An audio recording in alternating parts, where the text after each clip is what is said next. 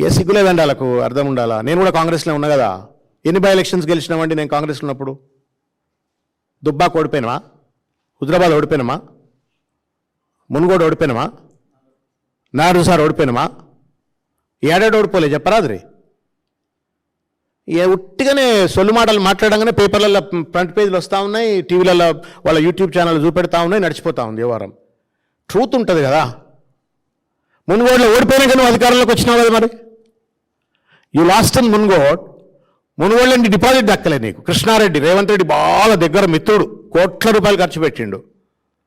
తీసుకుపోయి మరీ ఆ పాల్వాయి శ్రవంతి గొంతు కోసి మరి ఆయనకు టికెట్ ఇచ్చిండు. ఇస్తే ఏమైంది? మరి ఓడిపోయిండు. ఓడిపోయిన తర్వాత ఏమైంది? మళ్ళీ అధికారంకి వచ్చింది కదా. కాబట్టి ఆయన కళ్ళెదురుగానే రాజకీయ పరిణామాలు తెలిసిన తర్వాత ఇంకా ఉట్టిగానే కప్పిపెచ్చు. ఇది fact of the matter is this, he doesn't know how to govern.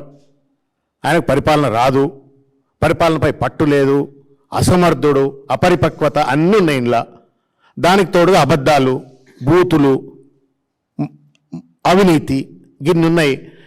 ఇంకా కూడా ప్రజలు ఆయన ఆదరిస్తున్నారు అని ఆయన అనుకుంటే పిల్లి కళ్ళు మూసుకొని పాలు తాగినట్టు.